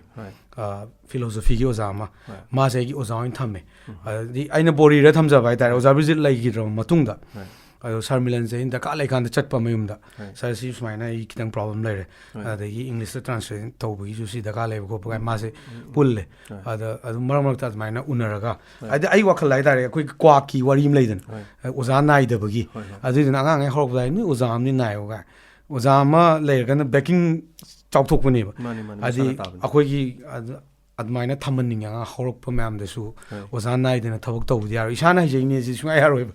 ꯑꯩꯅ ꯍꯩꯖꯅꯤꯡꯕꯗꯤ ꯍꯣꯏ ꯇꯁꯦꯡꯅ ꯑꯗꯨꯒ ꯃꯇꯨꯡ ꯇꯥꯔꯛꯄꯁꯤ ꯀꯔꯤ ꯀꯔꯤ ꯄ꯭ꯔꯣꯖꯦꯛꯁꯤꯡ ꯀꯔꯤ ꯀꯔꯤ ꯑꯅꯧꯕ ꯑꯩꯈꯣꯏꯒꯤ ꯍꯧꯖꯤꯛꯀꯤ ꯉꯁꯥꯏꯒꯤ ꯁꯣꯔꯠ ꯐꯤꯂꯝꯒꯤ ꯑꯃ ꯄꯟꯕꯤꯈ꯭ꯔꯦꯀꯣ ꯑꯗꯨꯒ ꯑꯇꯣꯞꯄ ꯑꯩꯈꯣꯏꯒꯤ ꯗꯤꯖꯤꯇꯦꯜꯒꯤ ꯑꯣꯏꯅ ꯈꯔ ꯀꯔꯤ ꯀꯔꯤ ꯃꯌꯥꯝꯒꯤ ꯑꯩꯈꯣꯏ ꯃꯥꯔꯀꯦꯠꯁꯤꯗ ꯆꯠꯅꯕ ꯌꯥꯕꯗ ꯁꯦꯝ ꯁꯥꯕ ꯂꯩꯕꯤꯔꯤꯕ꯭ꯔꯥ ꯍꯧꯖꯤꯛꯁꯤ ꯑꯣꯐꯔꯁꯨ ꯂꯥꯛꯑꯦ ꯑꯗꯨꯒ ꯁꯦꯝ ꯁꯥꯕꯁꯨ ꯂꯩ ꯍꯥꯏꯇꯥꯔꯦ ꯑꯗ ꯍꯟꯗꯛꯀꯤ ꯁꯣꯔꯠ ꯐꯤꯂꯝꯁꯦ ꯑꯩꯅ ꯄ꯭ꯔꯣꯗ꯭ꯌꯨꯁꯔ ꯇꯧꯗꯦ ꯃꯔꯝꯗꯤ ꯑꯩꯅ ꯂꯣꯏ ꯂꯥꯝꯖꯟꯕꯁꯤ ꯑꯩꯉꯣꯟꯗꯁꯨ ꯋꯥꯏ ꯑꯗꯨꯒ ꯃꯤꯅꯁꯨ ꯅꯨꯡꯁꯤꯗꯦ ꯍꯥꯏꯗꯤ ꯃꯥꯅ ꯂꯣꯏ ꯇꯧꯁꯟꯕꯁꯤ ꯀꯩꯁꯨ ꯑꯣꯖꯥꯅꯦꯅ ꯈꯪꯕꯤꯔꯤꯗꯨꯅꯤ ꯑꯣꯖꯥ ꯍꯣꯏꯅ ꯑꯥꯔꯠ ꯊꯦꯡꯅꯔꯛꯑꯕꯅꯦꯕ ꯍꯥꯟꯅ ꯑꯗꯨꯅ ꯄ꯭ꯔꯣꯗ꯭ꯌꯨꯁꯔꯁꯤ ꯂꯥꯏꯕꯛ ꯐꯕꯗꯤ ꯃꯥꯅ ꯀꯃꯔꯁꯤꯌꯦꯜ ꯐꯤꯂꯝ ꯑꯃ ꯅꯝꯁꯦꯅ ꯍꯥꯏꯕ ꯑꯗ ꯑꯩ ꯁꯣꯔꯠ ꯈꯔ ꯇꯧꯒꯦ ꯇꯝꯕ ꯑꯣꯏꯅ ꯐꯤꯂꯝꯒꯤ ꯑꯩꯈꯣꯏ ꯃꯦꯀꯔꯅꯦ ꯍꯥꯏꯔꯒꯁꯨ ꯏꯁꯥꯗ ꯅꯪ ꯑꯗꯨꯗꯤꯅ ꯍꯪꯉꯀꯥꯟda ꯈꯨꯝꯕ ꯉꯝꯃꯣꯏꯗꯕ ꯂꯩꯍꯟꯕ ꯄꯥꯝꯗꯕ ꯍꯥꯏꯇꯥꯔꯦ ꯑꯗꯨꯅ ꯑꯩꯅ ꯏꯃꯥꯟꯅꯕ ꯅꯦꯁꯅꯦꯜ ꯑꯦꯋꯥꯔꯗꯤ ꯈꯔ ꯄꯨꯜꯂꯦ ꯍꯟꯗꯛꯁꯦ ꯀꯦꯃꯦꯔꯥꯒꯤ ꯑꯦꯡꯒꯜꯒꯤ ꯃꯇꯥꯡ ꯀꯩꯀꯥꯁꯨ ꯈꯤꯇꯪ ꯃꯌꯥꯝꯁꯨ ꯇ꯭ꯔꯦꯟꯁꯦ ꯑꯉꯥꯡꯁꯤ ꯐꯖꯅ ꯇꯧꯔꯛꯑꯕꯅꯤꯅ ꯑꯩꯈꯣꯏ ꯁꯥꯏꯗꯁꯨ ꯑꯩ ꯏꯃꯥꯟꯅꯕ ꯕꯔꯨꯟ ꯑꯗꯒꯤ ꯇꯣꯃꯤ ꯃꯃꯤ ꯁꯥꯃꯤꯒ ꯁꯝꯕ ꯑꯩꯈꯣꯏꯒꯤ ꯈꯔ ꯄ꯭ꯔꯣꯐꯦꯁꯅꯦꯜ ꯑꯣꯏꯕ ꯍꯥꯏꯇꯥꯔꯦ ꯑꯗꯨꯒꯨꯝꯕꯗꯣ ꯊꯤꯔ ꯄꯨꯟꯗ꯭ꯔꯒꯗꯤ ꯑꯩꯒꯤꯗ ꯍꯦꯛ ꯍꯦꯛ ꯁꯣꯏꯁꯦ ꯑꯩ ꯏꯁꯥꯅꯁꯨ ꯈꯪꯖꯕ ꯁ꯭ꯀ꯭ꯔꯤꯞ ꯌꯥꯝ ꯂꯤꯡꯉꯤ ꯑꯗꯨꯒ ꯃꯌꯥꯝ ꯑꯩꯒꯤ ꯗꯥꯏꯔꯦꯛꯁꯟ ꯄꯤꯕꯤꯈꯤꯕ ꯃꯌꯥꯝꯁꯨ ꯋꯥꯔꯧꯕꯤꯔꯣꯏꯀꯣ ꯁꯨꯝ ꯇꯝꯃꯤꯟꯅꯁꯤ ꯈꯪꯃꯤꯟꯅꯁꯤ ꯋꯥꯔꯤꯁꯤꯅ ꯑꯄꯤꯜ ꯇꯧꯖꯕꯅꯤ ꯍꯥꯏꯗꯤ ꯈꯤꯇꯪ ꯗꯥꯏꯔꯦꯛꯁꯟꯒ ꯀꯩꯅꯣꯒ ꯀꯦꯃꯦꯔꯥꯒ ꯑꯗꯒꯤ ꯏꯗꯤꯇꯤꯡ ꯀꯂꯔꯤꯡ ꯀꯩꯀꯩꯁꯦ ꯈꯔ ꯁꯣꯏꯒ ꯍꯥꯏꯕ ꯑꯗꯨꯒꯤ ꯄꯣꯠꯇꯒꯤ ꯑꯩꯁꯦ ꯍꯟꯗꯛꯁꯦ ꯈꯤꯇꯪ ꯀꯤꯗꯅ ꯍꯥꯏꯇꯥꯔꯦ ꯑꯗꯩ ꯁꯣꯔꯠꯇꯩ ꯇꯝꯃꯛꯇꯣꯏꯅꯤ ꯑꯗꯩ ꯍꯥꯟꯅ ꯑꯩꯈꯣꯏ ꯇꯧꯃꯤꯟꯅꯕ ꯃꯌꯥꯝꯒꯤꯁꯨ ꯄꯨꯟꯗꯣꯏꯅꯤ ꯂꯣꯏ ꯄꯨꯟꯗꯣꯏꯅꯤꯗꯤ ꯗꯥꯏꯔꯦꯛꯁꯟ ꯑꯩꯒꯤ ꯇꯧꯕꯤꯈꯤꯕꯁꯤꯡꯁꯨ ꯑꯩ ꯅꯦꯛꯀꯦ ꯀꯥꯏꯅ ꯈꯟꯖꯩꯕ ꯏꯁꯥꯗ ꯑꯗꯩ ꯑꯩꯅꯗꯤ ꯀꯩꯁꯨ ꯌꯥꯝ ꯇꯧꯅꯤꯡꯗꯦ ꯃꯆꯥ ꯃꯆꯥ ꯈꯔ ꯁꯨꯝ ꯇꯧꯕ ꯋꯥꯅꯦꯕ ꯑꯗꯨꯃꯥꯏꯅ ꯊꯥꯡꯖꯜꯂꯦ ꯑꯗꯨꯒ ꯍꯧꯖꯤꯛꯀꯤ ꯄ꯭ꯂꯥꯅꯤꯡꯅ ꯁꯣꯔꯠ ꯐꯤꯂꯝꯁꯦ ꯑꯇꯣꯞꯄ ꯑꯩꯒꯤꯗꯪ ꯅꯠꯇꯕꯤꯗ ꯃꯤꯒꯤꯁꯨ ꯏꯕꯤꯌꯣꯅ ꯃꯌꯥꯝ ꯂꯥꯛꯑꯦ ꯑꯗ ꯑꯃꯅꯤꯗꯤ ꯍꯧꯖꯤꯛ ꯍꯟꯗꯛꯀꯤ ꯀꯝꯄꯤꯇꯤꯁꯟꯒꯤꯁꯨ ꯏꯔꯤ ꯑꯗꯨꯒ ꯀꯃꯔꯁꯤꯌꯦꯜꯒ ꯅꯣꯡꯉꯥꯜꯂꯝꯗꯥꯏꯁꯤꯗ ꯍꯥꯏꯔꯤꯕ ꯂꯤꯂꯥꯁꯦ ꯑꯩ ꯅꯍꯥꯟ ꯐꯦꯁꯕꯨꯛꯇ ꯑꯩꯅ ꯉꯥꯎꯔꯤ ꯐꯩꯔꯤ ꯋꯥꯈꯜꯗ ꯐꯥꯎꯔꯛꯄ ꯉꯥꯎꯔꯤ ꯐꯩꯔꯤ ꯍꯥꯏꯇꯥꯔꯦ ꯀꯟꯀ꯭ꯂꯨꯖꯟ ꯑꯃꯈꯛ ꯄꯤꯅꯤꯡꯈꯤꯕ ꯍꯧꯖꯤꯛꯐꯥꯎ ꯄꯤꯗ꯭ꯔꯦ ꯑꯗꯣ ꯅꯨꯡꯉꯥꯏꯔꯅꯤ ꯍꯧꯖꯤꯛ ꯆꯍꯤ 2002ꯗ ꯄꯨꯊꯣꯛꯈꯤꯕꯅꯦꯕ ꯍꯧꯖꯤꯛ 2018ꯅꯤ ꯆꯍꯤ 3 ꯒꯦꯞ ꯂꯩꯈ꯭ꯔꯦ ꯑꯗꯨꯒ ꯄꯥꯔꯠ 2ꯁꯦ ꯑꯩꯅ ꯄꯨꯊꯣꯛꯅꯤꯡꯕ ꯄꯥꯔꯠ 2ꯁꯤꯁꯨ ꯃꯤꯅ ꯌꯥꯝ ꯍꯥꯏꯅꯕꯅꯤ ꯋꯥꯔꯣꯏꯁꯤꯟꯒꯤ ꯏꯅꯨꯡ ꯉꯥꯜꯂꯛꯂꯦꯅ ꯊꯣꯟꯕꯅꯦꯕ ꯏꯕꯗꯤ ꯍꯧꯔꯝꯃꯒ ꯑꯩꯁꯦ ꯇꯣꯛꯈꯤꯕꯅꯤ ꯑꯗꯨꯒ ꯍꯧꯖꯤꯛ ꯀꯩꯒꯨꯝꯕ ꯂꯥꯏꯕꯛ ꯐꯕ ꯄꯥꯔꯇꯤ ꯑꯩꯒ ꯈꯤꯇꯪꯗꯤ ꯀꯝꯄꯤꯠ ꯇꯧꯕ ꯌꯥꯕ ꯍꯥꯏꯇꯥꯔꯦ ꯂꯤꯂꯥ ꯑꯃ ꯏꯔꯤꯅꯦ ꯍꯥꯏꯔꯒ ꯑꯩꯅ ꯄꯦꯟꯊꯣꯛꯑ ꯂꯩꯕ ꯅꯠꯇꯕ ꯑꯥꯔꯇꯤꯁꯉꯩꯅꯁꯨ ꯑꯩꯉꯣꯟꯗ ꯊꯥꯖꯕ ꯊꯝꯕꯤꯔꯀꯥꯟꯗ ꯁꯛꯁꯦꯁ ꯑꯣꯏꯃꯤꯟꯅꯗꯣꯏꯅꯦꯕ ꯑꯩꯅ ꯌꯥꯝ ꯁꯥꯟꯅꯅꯤꯡꯉꯒ ꯌꯥꯝ ꯆꯪꯉꯒ ꯍꯦꯛꯇ ꯁꯥꯟꯅꯔꯒ ꯁꯛꯁꯦꯁ ꯑꯣꯏꯗꯧ ꯃꯥꯟꯗꯦ ꯑꯩ ꯋꯥꯈꯜꯗꯤ ꯑꯗ ꯑꯩꯉꯣꯟꯗ ꯊꯥꯖꯕ ꯊꯝꯕꯤꯕ ꯅꯝꯕꯔ 1 ꯅꯝꯕꯔ 2ꯗ ꯂꯩꯔꯤꯕ ꯁ꯭ꯀ꯭ꯔꯤꯞꯀꯤ ꯐꯤꯗꯕꯦꯛ ꯂꯥꯛꯄꯗꯨꯁꯨ ꯂꯣꯏ ꯅꯩꯅꯔ ꯊꯣꯛꯄꯅꯦꯕ ꯑꯗꯩ ꯑꯩ ꯇꯣꯝꯗꯅ ꯃꯤ 10 ꯁꯥꯔꯛꯇꯣꯏꯅꯤ ꯑꯗꯒꯤ ꯑꯗꯨ ꯃꯤ 10 ꯁꯥꯔꯛꯄꯗꯨꯗ ꯑꯩ ꯃꯄꯥ ꯁꯥꯔꯛꯇꯣꯏꯅꯤ ꯍꯦꯔꯣ ꯁꯥꯔꯛꯇꯣꯏꯅꯤ ꯖꯣꯀꯔ ꯁꯥꯔꯛꯇꯣꯏꯅꯤ ꯁ꯭ꯀ꯭ꯔꯤꯞꯇꯗꯤ ꯑꯗꯨ ꯇꯥꯟꯅꯔꯒ ꯁꯦꯝꯃꯒ ꯌꯥꯝ ꯐꯖꯕ ꯂꯤꯂꯥ ꯑꯃꯗꯤ ꯃꯊꯪ ꯆꯍꯤꯗꯗꯤ ꯂꯤꯂꯥ ꯑꯃꯅꯤ ꯂꯩꯌꯦꯕꯀꯣ ꯑꯩꯉꯣꯟda ꯏꯔꯒ ꯂꯩꯕ ꯑꯗꯨꯁꯨ ꯂꯩꯔꯦ ꯑꯗꯨꯒ ꯅꯣꯡꯉꯥꯜꯂꯝꯗꯥꯏꯁꯤꯗ ꯒꯤ ꯋꯥꯔꯣꯏꯁꯤꯟꯁꯤꯃꯗꯤ ꯏꯔꯁꯤꯔꯥꯅ ꯈꯜꯂꯦꯕ ꯌꯥꯝ ꯅꯨꯡꯉꯥꯏꯖꯩ ꯃꯁꯤꯃꯁꯨ ꯑꯗꯨꯒ ꯌꯥꯝꯅ ꯐꯖꯈꯤꯕ ꯅꯣꯡꯉꯥꯜꯂꯝꯗꯥꯏꯁꯤꯗ ꯍꯥꯏꯔꯤꯕ ꯂꯤꯂꯥꯁꯤꯒꯤ ꯑꯅꯤꯁꯨꯕ ꯁꯔꯨꯛ ꯑꯣꯖꯥꯒꯤ ꯑꯏꯕꯒꯤ ꯋꯥꯈꯜꯂꯣꯟꯗ ꯄꯨꯊꯣꯛꯅꯤꯡꯕ ꯂꯣꯏꯅꯅ ꯍꯥꯏꯔꯤꯕꯁꯤ ꯑꯍꯥꯟꯕꯒꯤ ꯁꯔꯨꯛꯇꯐꯥꯎꯗ ꯐꯤꯂꯝꯗ ꯄꯨꯊꯣꯛꯅꯤꯡꯕꯒꯤ ꯋꯥꯈꯜꯂꯣꯟꯐꯥꯎꯗ ꯑꯣꯖꯥꯗ ꯑꯗꯨꯃꯥꯏꯅ ꯐꯤꯂꯝꯗꯤ ꯄꯨꯊꯣꯛꯑꯅꯤ ꯍꯧꯖꯤꯛꯀꯤꯗꯤ ꯃꯤꯒꯤꯅꯤ ꯑꯩꯈꯣꯏꯒꯤ ꯄ꯭ꯔꯣꯗꯛꯁꯟ ꯇꯤꯝꯒꯤꯁꯨ ꯅꯠꯇꯦ ꯑꯇꯣꯞꯄ ꯁ꯭ꯇꯣꯔꯤ ꯑꯣꯖꯥꯒꯤ ꯑꯣꯏꯔꯒ ꯄ꯭ꯔꯣꯗꯛꯁꯟ ꯇꯤꯝꯅ ꯑꯇꯣꯞꯄ ꯑꯣꯏꯔꯀꯥꯟꯗ ꯗꯥꯏꯔꯦꯛꯁꯟꯗ ꯃꯤꯡ ꯄꯜꯂꯁꯨ ꯌꯥꯔꯦ ꯑꯣ ꯒꯧꯇꯝ ꯑꯗ ꯃꯥ ꯅꯦꯁꯅꯦꯜ ꯑꯦꯋꯥꯔꯗꯤꯅꯦ ꯑꯗ ꯑꯩꯁꯨ ꯍꯧꯖꯤꯛꯁꯦ ꯄꯤꯕ ꯀꯥꯟꯗ kitang kupna tawbiba mani mani tawbigadaw mido hoi makhut nan ba hadi adi lila wargasu lila party igi di tamam leiba mani mani ado kitang mayam gi chatnari ba mai de pini mani hek piro ga su tor ga su dol ga se ta kai ga do bo ko chen chen ga do bo di khu tha ba ai bo khudi mo kino jai wana ta na tamugi na haiba am sam lei na cha hinjang na na silani do ba mo na hitam thong ga di na hau ta ni na haiba pora ma su yam fa ja bo fam ne aduga film gi kisida so ja wana thengna bi ba khar le mi na ga sum haina ba da khoi ta bi ri ba yeng bi ri ba sing na ga sum khang ba da manipur ga artist sing si magi schedule ji chin man ge da na khoi gi market ti picture go so film nam bai sang de yang wang mani na hai tare khudong thibo jai di yam thengna bi da ba kem artist sing je hero hek sanga heroine hek sang da ba heroine sanga ga ama hek sang da ba na trama sigi ga je manage se kamai to oja hoi gi di karim soi da bra duga script se oja na porok pa script se loi ba bo ga par ga tabi ba artist sing loi to bi bra kamai to ado to gi oin to bi bra adu tabi ai gi di story da ngor ga horok pani na story ma phasana lai re ha kan du da nam ge na changchal le ado atopa maker khrawi adi I ba khoba wakhal nung dang dang sagalaga dialogue chin na script so da bi da hai ado khoina hai gari thauraga helmet sup ta bi da khudang thadorok pani ne adu mayam naina jai mo gi kano sing se yam film da su adegi lila da so jagi dialogue se yam comic ki kano se dum comic se dum chele hai tare masi ma yam nungai je comic ka pam comic so jana sum adegi sum awa ba gi mai thong oja da thoina ude mai thong da sum nong mi toroga duga lila gi thok tri na awa diam le hoi thoi da dil mi oi bani loina awa gi le bang akne adu yam nungai je oja gi mai thong adum makala maga leiba duga irakli bal lila gi oraga su film gi oraga so ade khoi kennedy gi sei amani do oraga so hai tare sei sida khoi gi mong sina social da mayam da ka gumba message ma pi borga so sei jek ta ba di sei mayek tuna nokning han ba ga su phau su dum yawi hai riba masi su kind of entertainment ni hai tare ko yam nungai jai masi sima aduga akhoi gi artist sing da su madu maina ngasai gi nek po khot pa gi ma panja gi ba madu kamai kamai to masi schedule se ina wai chum jana do matam hauzik ti khakhabu film number se akhoi na naminga abc gi manung se sida de ekta film se humfu umdra pu thomi ba hauzik haida gi na ko graph se haida gre 40 yaudre ba sahi im de pu thobu adi manipur film se maming ta ba khara khatang ni ba ta da mayam lei bani ba akhoi na nam ba gi kaino sida wa ba lore boni su schedule su au da nami ni nong ma nam phu da ma ga de hana loina ba khra lere nongalam dai sida mantri cham ni na ma na loina le ni na aina nong ma nam phu da schedule au da bi da ma gi nang adu film do cancel to ta de akhoi de lak pi usini natra de aina khali ji camera gi language hura laga matek mai ji nam ma ahum puluro tamut test ke so na ngai ni ba gokolo de nong thing nei nang kamai na si artist me am ji nam minu hai ni matam du da yam ling ba artist ngak te ne be abc gi di particular ani ni mari de akhoi gi team sagala ba matam ni khra bu line thue akhoi surji do ga sa akhoi na hai ba dum oza ga su pulli ba yam na respect to bi ba yam nu ai ba hai tare na min na kan da du gi khunu ai di lore adu abc de di boni se adu mai na hai di no mo se ma se cancel to pa hai tare atu bu schedule lak pani ba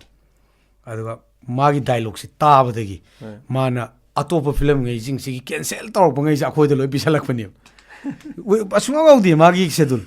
ma ji ma na sang de ga da ma to tera yau de ra gyan ta da ba matam mo oi gi ma nam chin khalak ba timing ni ba abc school ba khanga si abc na hana release to ya ni ba boni sang da ba dai ni hadi matam zo di ma yam ti ma su wa za ba timing in khalak ba timing da phogolak pa ji di min loi pam na ba ni na ada boni gi am na link khalak ba timing ade gi akhoi gokul loi gi gokul di abc matam da ma gi dominant timing ni aduga boni gi na mu in khalak po ani do admaina tau gi boy khra wa gi yam ti wa gi maming leba matam du gi artist sing do kamaina madu gi manage to was no machine film number du story leira ba paisa leira ba ade man power loin leira kanda kumbi ga dori ba sing do na schedule pidredi angak pu phang na madu gi khwadi awa ba filmmaker sing yam theng na bania mase khona ta madu producer se akhoi gi iche ga ibai ga shaw ba ai tom na nam ngam gi thongna leita ba ada moi bani na su pungning ji ban thogal laga ade story se ta ganda ai han ta halli ba any film star or film do so madu stories amai tawga de tazu sikge di ning thokong ta na chala ching mathak ta phammaga script di han yam nei ne adu ani ni mari da mayam na yengba haina da ba nuai to thui sin kamai tawge da universal story we do aina ai gi chak pagi mairi ne hen gi haidi adu imana am pha praman toy nang di gai de gi paisa budi mang boi de ba normal nor ga tong bu thui da ba do ada sumaina hai nang di gai de gi chinga cherok ching ka dring ai himalay han thangal lu re hai ko ai nang ti adi film kan gi na thangjil bu khongjong oi ba ado film tong min ri myam na di amung appreciation phang da just ani ni mai de triple s ta lai lai na ma yaw na khoi thongjau chapu kal le hai na nomination ge hectar ga lyrics su ta da ba adi musician ju ta da ba adi akhoi na di dreams am ka ani ni mai di akhoi community gi quite maru oi film any producer writer mam lai ko film kan chen adi puthok tri ba ngasi bok ta ado ai gi de mo aina chatkadaw lambi do han semdana ai film tawningu da adi romantic ama puthom tar ga di hena ani ni mai de hena popular be yai yam ngai jare da sibogi khangjaba se duga tungi ozagi future si kano sida mase film institute natraga sumaina no wasing sengko sagat pagi aduga kari kari plan ga leibiri masida director mo ibagi su changsale writer as a filmmaker or writer su oiraga leire aduga director gi kano to su changsale adu tungi future do ja plan se kari leige tungi future da adumuk le ai di moi short film du maina degi bombe su presentation hoi kai gi du maina team thamba sina tung da waro de ada handa ga auction gi kennedy gi sei je video candy na video phaja phaja ba ma video phaja ne ti o video du di just kaino ma khak ne ba lai re utpa ne akhoi gi ka sana ton hoye pabung kaino pabung pari in sakhi bijing de video yaw naram de gi adum sei du na pharaga di dum chasa gi ni duga ngasi phau tam tam na khangbira ka da wai sei hai banga khudak da khanga da hai banga aina du mon da hai ba aduna hojik se akhoi gi di team ma semba team ji almost akhoi hujik lai se mi tara ga ni thoi hum doi le si gi team ji kwai da short film nam se phone thang ka laga amani di dum wai bu oi doi ba team ji noina thabak tor ga di adu ga di am line schedule ne ozana sai pan bigi do adui point du ne ba adi aphau bu di yaw da ya ro matam du gi nek da ya ro da team du ma le ga injan ba south ki da dum uzaw ubi rang ni da south ayaw ba production team du ga ayaw mi lo yaw idin admai tor manipur gi su admai na hoktok ning bai wakhal institute ka du di kona khalakani am sauri hai tare adi ai sa gi kem lai trim ni na adu group ang hana khoi fast di human mind jana mana raga wakhal mana da di pun ba ro oza huisu lila gi changchen bi ni khangbirang ani artist yok na ba system lila gi aina ga kanai ngai manung de ai direct high bin da kan na ba system sumang lila kanggu de sifai da appeal lam to tau jawge sumang lila i re akhoi i re ining bagi akhoi ja khum hona aina mu hona jin gwain da anau ba ining mu tholak bas sida i na bagi thongnas ai pi na hone ada akhoi na thengna ra thongna happy bu yawi happy bu yawi ani mak tuna thongna or chat pa adu ai gi di mi gi mingonda encourage to ja sam lila gi di yam pa mani na ko ba tu nga to ga dei saningam da bi lak thui ni ba adu adagi film gi sumangai re kai gum mam lai occasion nam to film si ra ta di koi nong ma hawai thong samin na campaign gum khada ka le sida ina appeal to na oi roi phamin na workshop kum bam to ba just akoina awa ba tar kan dharna phamba du da dang na ta ba film kan se da di adu ma di interest am le hawai am samin na ga akoi lupa ngamja ba kha khaina ra ga film ji kai system on thok sige ade khang da ba khoi du tak pi ra ga mai tawning be wakhal lai yam ma jo da adu wasi diamond radio da lapidna sigumba adu koine khangjaning ba aduga tonga tongan ba maming level lila kya marum su ozane biramba du film puthok pek pa film maker moina du makha ta bagi la tungda la kadaba sing jo koina khangjare aduga loisalak pudo ja koi gi sigumba artist oining ba film gi natraga sei sakpa tungi lakpa sing do ja kari kari khara chatlaning ba niyom niti sigumba pamba sing gi oiba hai tare lambi mtang ya na ba kari kari message am to pibiu da aina ngasai haijab ni ozana ibam di am thi da kala number 1 number 2 da thamoi sing ba sima di dum changani adagi thajana bam changani artist su patient changani ade artist amor kan da hujik tori ni album kumaga artist oige ganga attempt to nei ne album to jang wana pasa ga tinga kholaga adu mam du dum akhoi na su hai tare kai gum da ka le kan da short film kai gum masa masa da han hawo do ni akhoi na ira kan da sairing de han hawo rei ji aham kai long han to ya ro ba ada hauji ai am thak ani hum kum thara ne ba kendi oi john oi di singer isai ire ne ba asang bajing si kitang format tam ngai marak sida isai mu ira ga story di dum oi chamani film mi bi wari isai mi ba chamani ai gi wendi adna isai do oi ro hujiki handaraga iraise short film oin tawrisi sumain tawna kitang patient leibam di sangani hai ta ne ano what is how raising se sina yam thuna aina sum ubuda angang yam thuna moina phawninga ga di phawroi duga kitang honaraga luck tu piraga di mina kasu thing mangam de ada akhoi su luck ngai ai su luck sum sum de isana hojik su kemta oidri ba hoi adu si har dum tension jarage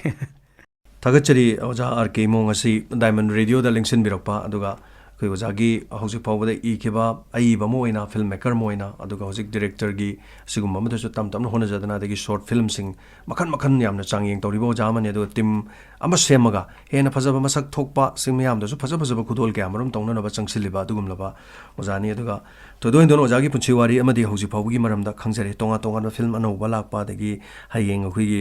short film gi kari gi waro promotion gi matang to su Diamond Radio no mating andum pangjage aduga na de yektana yamna sigumba kari haitare Diamond Radio dagi na de yektana jum mai pak pasi oibiro aduga Diamond Radio da lakpi basigi da mukta su haini ai letena thagachari haina thagachari ojabu su ai site gi su oja gi Diamond Radio si tasingna mak yamna thagatningba khara le ai YouTube te yamna lona yenge oja gi keno se ade interview lawgi nuai ba mi mo promotion tobi bagi mong aduga whole team oja gi team da aini su matung tarak bada ngasi leiriba mayam tabi riba sangse hena tabi duna adagi akhoina su promotion to lakuma laksage toina maramde akhoi di behind the scene da leiba kanguni na oja ga wari sanaraga Diamond Radio gi through dagi akhoi busu kitang mayam na khangbi na ba di expose am tongning baina ta ada akhoina tongning wari batai haidi cinema orga su story do habit sagat laga uttoini na ba adu khangbi ra kan ni loimbak tori promotion sima pan da am tongna puni media gi am chawro lei radio gi oja gi saiki jam daga lei aduna matung dadi hena phabiro haina khoi gi team dagi thagachari thagachari hanana ga arkimo thagachari hena mase koi mathang mathang promotion tongno no so dum punamakki oina honajage habo phumsi thamjage thagachari